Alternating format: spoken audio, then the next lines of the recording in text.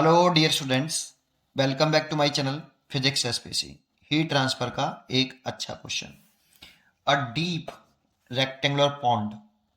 Of surface area A containing water density rho, specific heat capacity S, is located in a region where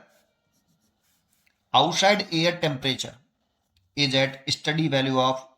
minus के 26 degree Celsius. The thickness of the frozen of ice layer in this pond at a certain instant is x. Taking the thermal conductivity of ice is k and its specific latent heat of fusion is L. The rate of increase of the thickness of the ice layer at this instant would be given by. चलो सबसे पहले एक diagram बनाते हैं। मान लो कि ये आपका सरफेस है एक पॉन्ड का, ऐसे एक पॉन्ड का एक सरफेस है ये, और डीप है काफी। इसका जो आउटसाइड का टेम्परेचर है ये माइनस के टी बराबर माइनस के 26 डिग्री सेल्सियस दे रखा है, और अंदर का टेम्परेचर 0 डिग्री सेल्सियस है। तो सोचो इसका टेम्परेचर कम है और इसका टेम्परेचर ज्यादा है, तो आइस कहाँ से जमती है? पॉन्ड में आइस जमती है। अगर आउटसाइड का टेम्परेचर बहुत कम हो जाता है तो आइस जमती कहाँ से? नीचे से या ऊपर से? तो वाटर के सरफेस से जमती है। तो मान लो किसी इंस्टेंट टाइम में यहाँ पे t बराबर 0 पर एक इंस्टेंट टाइम t सेकंड में कितनी आइस जम गई है? x जम गई है, ऐसा क्वेश्चन में गिवन है। देखो कह रहा है कि the thickness of the frozen of ice layer in this pond at a certain instant is x। तो लेट वो सर्टेन इंस्टेंट t टाइम में x थिकनेस आइस जम चुकी है, पहले से जम चुकी है ये पूरी आइस है आपकी। ठीक है,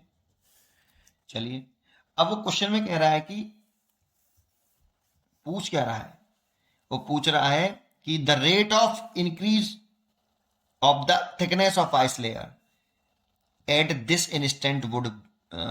बी गिवन बाय। तो देखो अब इधर का टेम्परेचर, ये जो वाटर है तो ये आइस है, इधर का टेम्परेचर ज्यादा है और बाहर का टेम्परेचर कम है, तो हीट एनर्जी किधर से किधर फ्लो करेगी? हीट एनर्जी फ्लो करेगी high temperature to low temperature. इसका मतलब इस वाटर में से हीट एनर्जी बाहर निकल रही है, और ये वाटर जो है 0 डिग्री सेल्सियस पर है, मतलब वाटर हीट एनर्जी रिलीज कर रहा है और 0 डिग्री सेल्सियस पर वाटर है, तो फिर और फ्रीज होगी आइस, वाटर और फ्रीज हो जाएगा, मतलब और जम जाएगा।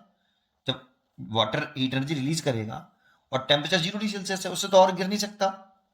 और उससे गिर नहीं सकता, इसीलिए वो फ्रीज होगा, जमेगा अगर वो वाटर हीट एनर्जी रिलीज करेगी तो dt टाइम इंटरवल में लेट कर लेते हैं कि dt टाइम इंटरवल में इतनी आइस और बन गई, t plus dt time interval में इतनी आइस और जम गई dx, ये थिकनेस की, ये लेट किया, ये भी आइस में कन्वर्ट हो गया बेटा, लेट किया। तो हमसे पूछ रहा है क्या जानते हो कि जो dt टाइम इंटरवल t से t plus dt time interval dx thickness जमी, तो कितनी जो rate of increase of thickness of the ice layer at this instant, तो dx बाई dt, ये हमसे पूछ रहा है। इसे रेट ऑफ इंक्रीज क्या बोलेंगे? Rate of increase of the thickness of ice बोलेंगे, ये ही हमसे पूछ रहा है। ठीक है, अब जरा सोचो, अगर ये आइस जमी होगी तो जो इसमें से हीट एनर्जी रिलीज होगी, देखो ये आइस जमेगी तभी तो हीट एनर्जी रिलीज होगी। जब आपका वाटर आइस में कन्वर्ट होता है 0 डिग्री सेल्सियस पर, तो हीट एनर्जी रिलीज करता है यार।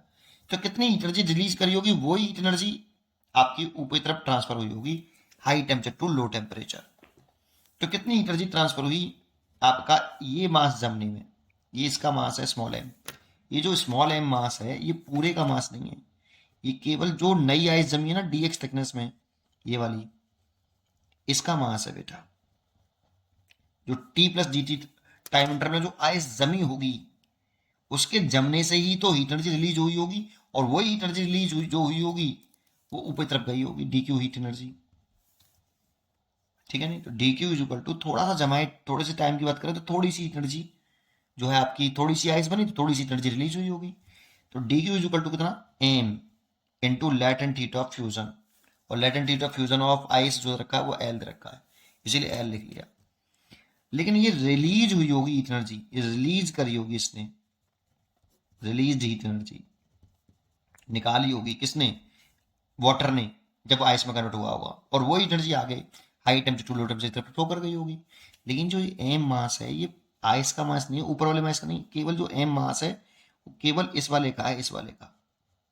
ये वाले इसका मास है बेटा, ये ध्यान रखना है। अब इस मास को कैसे निकालें, है ना, तो इस मास को कैसे निकालें, तो डेंसिटी इज इक्वल टू क्या होता है, डेंसिटी इज इक्वल टू होता है mass upon volume, mass upon volume. तो mass is equal to density into volume, तो डेंसिटी तो रो, वॉल्यूम लिखें तो एरिया इस लेयर का ए है, क्वेश्चन में गिवन है कि एरिया ए है, सरफेस एरिया कितना रखा है पॉन्ड का, ए,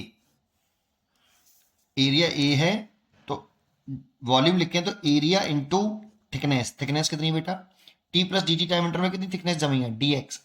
इस पूरे का एरिया नहीं लेना है, ये ए इंटू एक्स नहीं लिखना है, गलत हो जाएगा, ए इंटू एक्स नहीं बेटा, ए इंटू डी एक्स, मास तो इतना जमा है ना, वो ये तो पूछ रहा है कितनी रेट से इंक्रीज होगा, तो इतना ही तो मास आइस जमी है ना दोबारा से डी टी टाइम इंटरवल में, तो ए इंटू एक्स नहीं, ए इंटू डी एक्स, बहुत से गलती कर देते हैं इस जगह पर, इसीलिए ए इंटू डी एक्स, इतना मास होगा बेटा ये, इसीलिए कितनी आइस जमी होगी डी टी टाइम इंटरवल में वो निकाल लिया मैंने, तो रो ए डी एक्स, ये तो एम की वैल्यू को इंटू एल, डी कितना, और ये जो आइस जमी है इससे वाटर जब आइस में बदला है तो हीट एनर्जी रिलीज हुई होगी, वो high temperature to low temperature ऊपर चला गई होगी, तो हीट करंट कितनी फ्लो करी, एक सेकंड में कितनी हीट करंट फ्लो करी, तो हीट करंट का फॉर्मूला लगाइए, heat current is equal to होता है D Q by D T is equal to thermal conductivity into area into temperature difference delta T, T H minus T L लिखते हैं, over length, length कितनी है बेटा जो heat energy flow करी इस स्लैब में करी, यहाँ कंडक्शन हो रहा है बेटा high temperature to low temperature, इसकी थिकनेस एक्स है अपॉन एक्स, तो हीट करंट जो फ्लो कर रही है D Q over D T, एक सेकंड में जो हीट एनर्जी फ्लो करी डी टी टाइम इंटरवल में, जो हीट एनर्जी फ्लो करी डी टी टाइम इंटरवल में, तो ये रिलीज हुआ है T plus D T time में हीट एनर्जी रिलीज हुई होगी ना, वही ऊपर चली गई होगी, है ना, इज इक्वल टू के thermal conductivity of ice, A area of the pond, and T H लिखें तो हायर टेम्परेचर कौन सा है, 0 या 20 डिग्री सेल्सियस, तो 0, तो 0 minus N T L minus K 26 minus minus plus 26 over thickness X, है ना, और डी क्यू की वैल्यू आप ये पुट कर दीजिए यहाँ, तो डी क्यू की वैल्यू पुट करें तो रो ए डी एक्स एल बटे डी टी बराबर के ए इंटू 26 डिवाइड बाई एक्स, देखो ए से तो ए कैंसिल हो गया बेटा, मेरे को निकालना क्या है D X by D T निकालना है, तो देखो D X by D T निकालना है मेरे को, तो D X by D T is equal to K 26 K divide by D X by D T निकालना, रो एल नीचे आ जाएगा, तो रो एक्स एल, ये आंसर हो गया। देखो उम्मीद करता हूं कि आपको ये क्वेश्चन जरूर समझ में आया होगा। एक जो मिस्टेक करते हैं सारे मोस्टली स्टूडेंट, वो ये करते हैं कि इस जगह पे मास ले लेते हैं, मास की जो वैल्यू निकालते हैं तो ए इंटू एक्स लिख देते हैं, इस ऊपर वाली आइस का लिख देते हैं, वो गलत होगा बेटा। भाई T plus T T time interval में जो आइस जमी उसकी थिकनेस तो डी एक्स है ना, तो इसलिए जब मास लिखोगे, जो ये कौन सी एनर्जी रिलीज हो रही है, ये कौन सी एनर्जी रिलीज करी, किसने एनर्जी रिलीज करी, T plus D T time interval में जितनी एनर्जी रिलीज हुई वो आइस जमी होगी तभी तो हुई होगी,